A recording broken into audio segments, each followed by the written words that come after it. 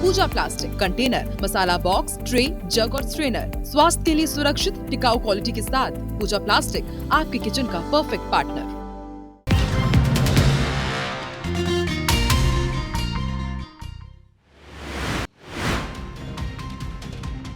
पाकिस्तान में धमाके के खौफ से डरी श्रीलंकाई क्रिकेट टीम, कोलंबो लौट रहे खिलाड़ी, 2009 की यादें हुई ताजा। दिल्ली ब्लास्ट केस में बड़ा खुलासा, धमाके वाली कार में मौजूद था आतंकी उमर, डीएनए टेस्ट से पुष्टि। मध्य प्रदेश के किसानों को 300 करोड़ की बड़ी सौगात, आज खातों में राशि डालेगी सरकार। देवास से CM doctor Mohan Yadav transfer करेंगे राशि।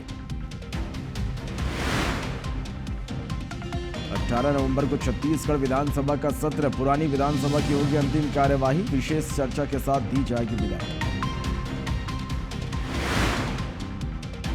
छत्तीसगढ़ शराब घोटाला मामले में चैतन्य बघेल की रिमांड बढ़ी, 26 नवंबर तक जेल में रहेंगे बघेल। ईओडब्ल्यू के विशेष कोर्ट में हुई सुनवाई। भिलाई आईआईटी में छात्र की मौत, स्टूडेंट्स ने निकाला कैंडल मार्च। स्टूडेंट्स के प्रदर्शन के बाद आईआईटी कैंपस से भागते डायरेक्टर का वीडियो वायरल।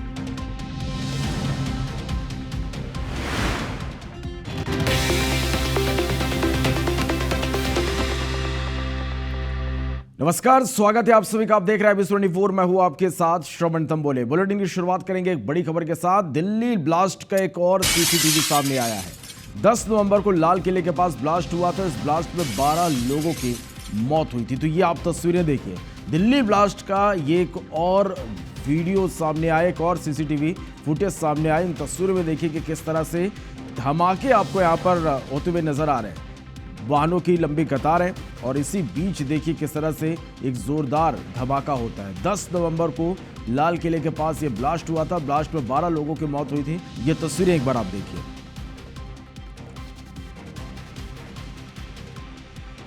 तो दिल दहला देने वाली ये तस्वीरें हैं। दिल्ली ब्लास्ट के एक और सीसीटीवी सामने आया। लगातार इस ब्लास्ट के कई अलग अलग सीसीटीवी फुटेज निकलकर सामने और एक बार फिर से देखिए कि किस तरह से ये पूरा जो इलाका था वो लोगों की भीड़ से भरा हुआ था। वाहन यहाँ आपको नजर आ रहे हैं और इसी बीच आप देखिए कि किस तरह से जोरदार यहाँ पर ब्लास्ट होता हुआ नजर आ रहा है। 10 नवंबर को लाल किले के पास ये ब्लास्ट हुआ था।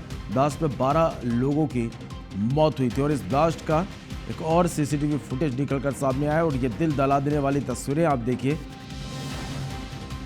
एक कार में जोरदार ब्लास्ट और आसपास के कई वाहन पूरी तरह से क्षतिग्रस्त इससे हुए थे। लगातार इस पूरे मामले में जांच जारी है। तो ये बड़ी खबर इस वक्त की और ये तस्वीरें आप देखिए, दिल्ली ब्लास्ट का एक और सीसीटीवी सामने आया है। और दिल्ली ब्लास्ट केस में एक और बड़ा खुलासा हुआ है कि धमाके वाली कार में आतंकी उमर मौजूद था। परिवार के सदस्यों के सैंपल से डीएनए मैच हुआ है। धमाके से 11 दिन पहले i20 कार खरीदी थी। ओखला, सीपी, मयूर विहार भी ये कार गई थी। तो ये बड़ी खबर आप तक पहुंचा रहे हैं। दिल्ली ब्लास्ट केस में ये बड़ा खुलासा है। धमाके वाली कार में आतंकी उमर मौजूद था। परिवार के सदस्यों के सैंपल से डीएनए मैच हुआ है। धमाके से 11 दिन पहले i20 कार खरीदी थी। ओखला, सीपी, मयूर विहार भी ये कार गई थी। लगातार जांच में कई बड़े और चौंकाने वाले खुलासे हो रहे हैं। दिल्ली ब्लास्ट केस में एक और ये खुलासा हुआ कि धमाके वाली कार में आतंकी उमर मौजूद था। परिवार के सदस्यों के सैंपल से डीएनए मैच हुआ है।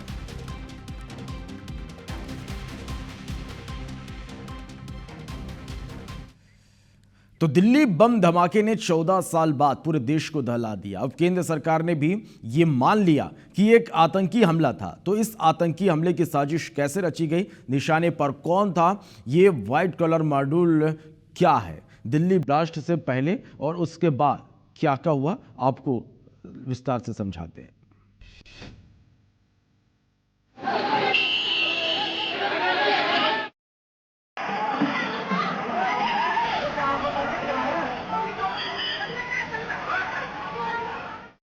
हाल ही में दिल्ली में हुआ बम ब्लास्ट सिर्फ एक सिंगल ब्लास्ट नहीं, बल्कि इसके पीछे एक बड़ी साजिश। इरादा था किसी बड़े आतंकी हमले को अंजाम देने, जिससे पूरा देश दहल उठे। ऐसा हम इसलिए कह रहे हैं क्योंकि इस आतंकी हमले के तार किसी बड़े आतंकी नेटवर्क से जुड़े लगते हैं, जिसे व्हाइट कॉलर टेरर मॉड्यूल कहा जाता है।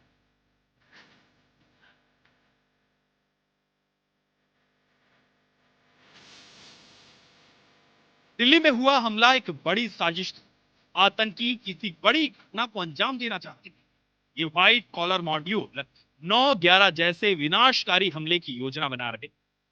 दिल्ली के लाल किले के पास धमाका इसकी शुरुआती संकेत था। और शायद बरामद हुआ विस्फोटक और गिरोह के धरपकड़ के बड़े आतंकी हमले की साजिश को नाकाम कर दिया। जांच रिपोर्ट्स की माने तो गिरोह का इरादा कई इमारतों को उड़ाने का था, जो इतिहास का सबसे घातक हमला हो सकता था। तैयारी 26 जनवरी जैसे राष्ट्रीय अवसरों पर केंद्रित थी।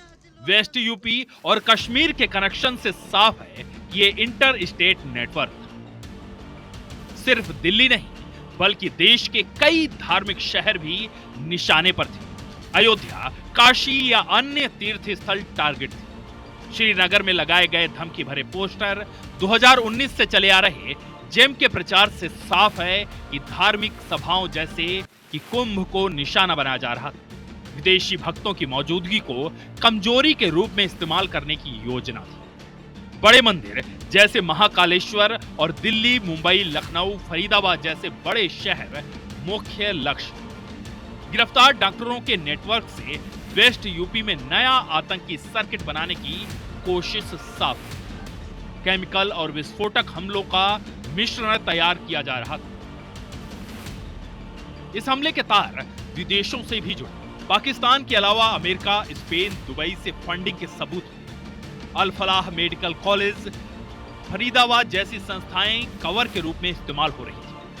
हवाला रूट से करोड़ों रुपए ट्रांसफर हो रहे थे, जो कन्वर्जन और रैकेट फंडिंग से जुड़े थे। देश में व्हाइट कॉलर मॉड्यूल एक्टिव था, जो इसे पूरे टेरर प्रोग्राम पर काम कर रहा है। इसे व्हाइट कॉलर इसलिए कहा जा रहा है क्योंकि इसमें डॉक्टर जैसे doctor Umar Mirza, doctor Shaheen Shahid, doctor Adil शामिल थे, जो लैब में विस्फोटक बनाते थे। ये कश्मीर और हिंदी पट्टी के मिश्रित नेटवर्क से जुड़े थे। परिवार के सदस्य भी जागरूक थे। ये मॉड्यूल 2019 के श्रीनगर पोस्टर से शुरू हुआ, जो जेईएम का प्रचार था। डॉक्टरों को ट्रेनिंग दी जा रही थी, लेकिन अभी सिर्फ छोटी मछलियां फंसी। बड़े मगरमच्छ बाहर हैं, जिन्हें एजेंसियां साल भर से ट्रैक कर रही थी। ये साजिश हिंदू धार्मिक स्थलों और शहरों को कमजोर करने की, लेकिन वक्त रहते नाकाम कर दी। Bureau report, IBC24। और इस बीच एक बड़ी खबर है। पाकिस्तान में धमाके से श्रीलंकाई खिलाड़ी डरे हुए हैं। इस्लामाबाद में धमाके से श्रीलंकाई टीम में हड़कंप मचा हुआ है। अब ये खिलाड़ी कोलंबो लौट रहे हैं। इस्लामाबाद आतंकी हमले के बाद खिलाड़ी खौफ में है। सोमवार को हुए धमाके में 12 लोगों की मौत हुई थी। इस्लामाबाद हाईकोर्ट के बाहर ये धमाका हुआ था। तो ये बड़ी खबर आप तक पहुंचा रहे हैं। पाक में धमाके के बाद अब जो श्रीलंकाई खिलाड़ी हैं वो डरे हुए हैं। इस्लामाबाद में धमाके से श्रीलंकाई टीम में हड़कंप मचा हुआ है। कोलंबो अब ये खिलाड़ी लौट रहे थे। इस्लामाबाद आतंकी हमले के बाद खिलाड़ी खौफ में है। सोमवार को हुए धमाके में 12 लोगों की मौत हुई थी। इस्लामाबाद हाईकोर्ट के बाहर ये धमाका हुआ था। ये तस्वीरें आप देखिए।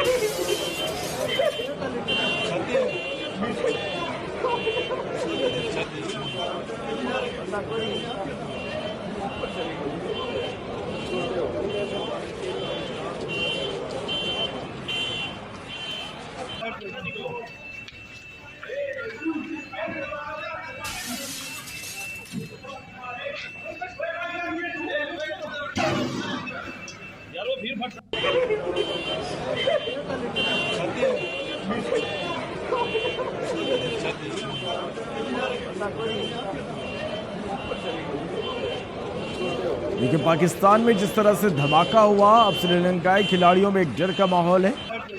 हड़कंप खिलाड़ियों में मचा हुआ है। अब सभी खिलाड़ी कोलंबो लौट रहे हैं। इस्लामाबाद आतंकी हमले के बाद खिलाड़ी खौफ में हैं। सोमवार को यह धमाका हुआ, एक बड़ा धमाका जिसमें 12 लोगों की मौत हुई थी। इस्लामाबाद हाईकोर्ट के बाहर ये जोरदार धमाका हुआ। कोरबा से बड़ी खबर, जहां तहसीलदारों से मारपीट का मामला। गिरफ्तार 3 आरोपियों का जुलूस निकाला गया। जुर्म करना पाप है, पुलिस हमारी बाप है के नारे लगाए। कल देर रात 2 तहसीलदारों के साथ इन्होंने मारपीट की थी। सड़क जाम करने को लेकर विवाद हुआ था। मामले में 6 आरोपी अब भी फरार है, जिनकी तलाश पुलिस कर रही है। कुसमुंडा थाना क्षेत्र का यह मामला है। तो कोरबा से यह खबर, जहां तहसीलदारों से मारपीट के मामले में गिरफ्तार 3 आरोपियों का जुलूस निकाला गया। जुलूस के दौरान ये आरोपी जुर्म करना पाप है, पुलिस हमारी बाप है के नारे लगाते नजर आए। कल देर रात 2 तहसीलदारों के साथ मारपीट हुई थी। सड़क जाम करने को लेकर विवाद हुआ था। 6 आरोपी अब भी फरार है, जिनकी तलाश की जा रही है। कुसमुंडा थाना क्षेत्र का मामला है। तस्वीरें देखिए। करना पाप है, पुलिस हमारा बाप है। जुर्म करना पाप है, पुलिस हमारा बाप है। जुर्म करना पाप है, पुलिस हमारा बाप है। जुर्म करना पाप है, पुलिस हमारा बाप है। बड़ी खबर दुर्ग से, जहां आईआईटी छात्र की मौत का मामला। छात्र छात्राओं ने कैंडल प्रदर्शन किया। कैंपस के बाहर नहीं आने दिया गया। गेट नंबर 2 के भीतर रहकर कैंडल प्रदर्शन उन्होंने किया। आईआईटी प्रबंधन ने डॉक्टरों को सस्पेंड किया है। कलेक्टर से प्रबंधन ने डॉक्टर की मांग की। जांच समिति गठित की गई है। एम्स सरकारी मेडिकल कॉलेज और छात्र प्रतिनिधि भी इसमें शामिल रहे। स्टूडेंट्स ने प्रबंधन पर लापरवाही के आरोप लगाए हैं। तो दुर्ग से ये तस्वीरें आप देख पा रहे हैं। आईआईटी छात्र की मौत का ये पूरा मामला है। छात्र छात्राओं ने प्रदर्शन किया, कैंडल प्रदर्शन किया। कैंपस के बाहर नहीं आने दिया गया। गेट नंबर 2 के भीतर ही रहकर इन्होंने प्रदर्शन किया।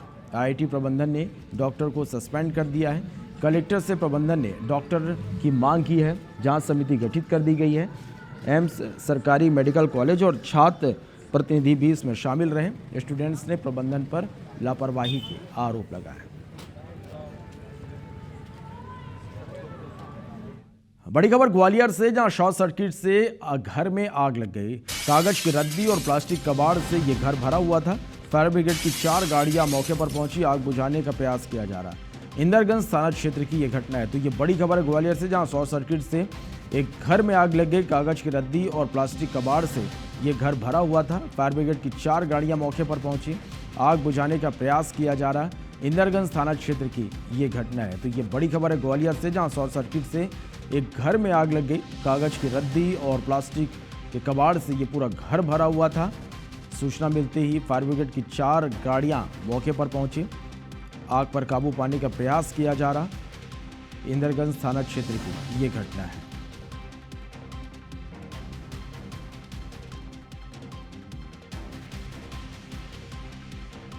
बिलासपुर से खबर, जहां एक बार फिर से धर्मांतरण का मामला सामने आया। पचपेड़ी थाना के कुकुदी खुर्द गांव में प्रार्थना सभा की आड़ में धर्मांतरण का खेल खेला जा रहा था। सूचना पर जब हिंदू संगठन के लोगों ने संजय डांडेकर के घर में दबिश दी, तो वहां बड़ी संख्या में हिंदू महिला, पुरुष और बच्चे मौजूद मिले। आरोप है कि उन्हें प्रलोभन देकर ईसाई धर्म अपनाने के लिए प्रेरित किया जा रहा था। हिंदू संगठन के नारायण पटेल की शिकायत पर पुलिस ने आरोपियों के खिलाफ केस दर्ज कर लिया है। बीजापुर में नेशनल पार्क क्षेत्र के ओनताड़ी जंगल में सुरक्षा बलों और नक्सलियों के बीच मुठभेड़ हुई, जिसमें जवानों को बड़ी सफलता मिली है। जानकारी के मुताबिक मुठभेड़ में 6 नक्सली मारे गए। जवानों ने मद्देड़ एरिया कमेटी इंचार्ज और डीवीसीएम सचिव कन्ना बुशना को ढेर कर दिया। सूत्रों के मुताबिक 8 लाख रुपए की इनामी नक्सली उर्मिला भी मुठभेड़ में ढेर हुई है। घटनास्थल से जवानों ने इंसास राइफल समेत अन्य आधुनिक हथियार बरामद किए हैं। सभी नक्सलियों के शव जिला मुख्यालय लाए गए। नक्सलियों की पहचान की जा रही है। आज सूचना के आधार पर डीआरजी, बस्तर फाइटर्स, एसटीएफ एवं अन्य सुरक्षा बल अभियान के लिए रवाना हुई। अभियान के दौरान आज प्रातः 10 बजे से अनेक बार माओवादी एवं सुरक्षा बल के बीच में मुठभेड़ हुई। मुठभेड़ के उपरांत इलाका का सर्चिंग में 3 महिला माओवादी सहित कुल 6 माओवादियों का डेड बॉडी सुरक्षा बल द्वारा बरामद की गई। मुठभेड़ स्थल से इंसास राइफल एवं अन्य आर्म्स एमुनिशन भी बरामद की गई। आसपास इलाके में अभी भी सर्चिंग जारी है। बिरनपुर हिंसा में मारे गए भुवनेश्वर साहू के बड़े भाई भागीरथी साहू बुधवार को गवाही देने रायपुर कोर्ट पहुंचे, लेकिन सीबीआई की तरफ से इस मामले में कई और धाराएं बढ़ाने का आवेदन लगाने की वजह से गवाही टल गई। अब गुरुवार को गवाही होगी। साथ ही सीबीआई की विशेष कोर्ट ने गुरुवार को हिंसा के सभी आरोपियों को कोर्ट में पेश करने पर आरोपियों के सामने गवाही दर्ज करने की बात कही। सुनवाई के दौरान इस हिंसा के 6 आरोपी भी कोर्ट पहुंचे, जिन्होंने सीबीआई जांच में आरोपी मानते हुए बाद में गिरफ्तार किया था। वहीं बचाव पक्ष के वकील ने पूरे मामले को लेट करने का आरोप लगाया। 2023 से ये प्रकरण विचाराधीन है। अब सीबीआई आने के बाद वो फिर 6 लोगों के खिलाफ नया चार्ज पेश किया कि 12 मुलजिम में थे, बल्कि 18 हैं, और उसमें से 18 आ गए। ये क्या है, एक के बाद एक वक्त को जाया कर रहे हैं और हर 6 महीना साल भर में कोई न कोई नई बात को लाते हैं। बालोद में पुलिस ने एक कार से 3 करोड़ रुपए नगद बरामद किए हैं। ये रकम कार में बनाया गया सीक्रेट चेंबर में छिपाकर रखी गई थी। कार में सवार 2 लोगों को पुलिस ने हिरासत में लिया और उनसे पूछताछ की जा रही है। जब्त की गई कार महाराष्ट्र पासिंग की है। पुलिस के अनुसार बुधवार सुबह गुंडरदेही इलाके में मुखबिर की सूचना पर पुलिस वाहनों की जांच कर रही थी। इसी दौरान पुलिस टीम ने एक संदिग्ध कार को रोकने का प्रयास किया, लेकिन कार सवार तेज गति से भागने लगे। सूचना मिलती पुलिस ने बालोद दुर्ग मुख्य मार्ग स्थित पड़की भाट बाईपास पर नाकेबंदी कर कार को रोक लिया। जब कार की तलाशी ली गई तो सीट के नीचे चैम्बर बनाया गया था और ये चैम्बर लॉक सिस्टम है। इसमें अंदर नगद राशि को भरकर रखा गया था। पुलिस ने कार में सवार अल्पेश कुमार महसाना गुजरात निवासी और आशिक गागड़े नवी मुंबई का निवासी जो है उसे हिरासत में लिया है। ये दोनों नगद राशि से भरे कार को रायपुर से धमतरी होते हुए नागपुर ले जा रहे थे। पुलिस की माने तो इन्हें कार को नागपुर तक ले जाने की बात इन्होंने कही थी।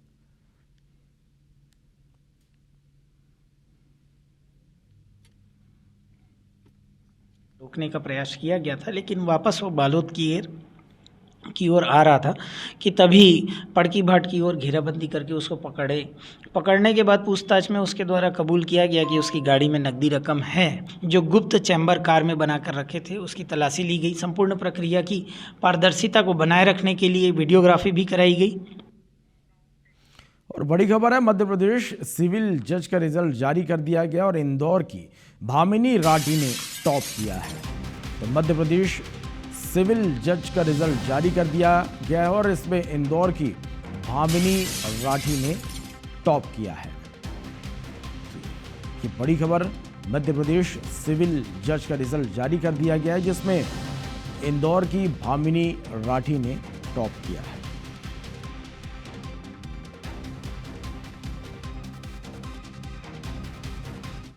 रायपुर से खबर, जहां विधानसभा का एक दिन का विशेष सत्र बुलाया गया। 18 नवंबर को एक दिन का सत्र होगा। 25 साल की यात्रा पर विशेष चर्चा होगी। पुरानी विधानसभा की अंतिम कार्यवाही होगी। विशेष चर्चा के साथ विदाई दी जाएगी। शीतकालीन सत्र पूरी तरह अब नए भवन में होगा। तो ये बड़ी खबर रायपुर से, जहां विधानसभा का एक दिन का विशेष सत्र बुलाया गया है। 18 नवंबर को एक दिन का सत्र होगा। 25 साल की यात्रा पर विशेष चर्चा होगी। पुरानी विधानसभा की अंतिम कार्यवाही होगी। विशेष चर्चा के साथ विदाई दी जाएगी। शीतकालीन सत्र पूरी तरह अब नए भवन में होगा।